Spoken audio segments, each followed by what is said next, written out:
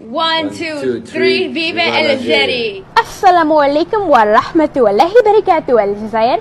أنا اسمي ماثيو، عمري 12 سنة. تشرفت بوجودي هنا في الجزائر. هذه أجمل تجربة لي منذ سنوات، وأنا أعاني من أمور في المدرسة بسبب متلازمات الترويح. حلمي هو أن أصبح سفير أمريكا في الجزائر. Hello, Matthew. سلام. I'm Daniel Aubin. I'm the spouse of the ambassador. She's asked me to come and welcome you in person to Algeria. شكرا. Yes, I am honored.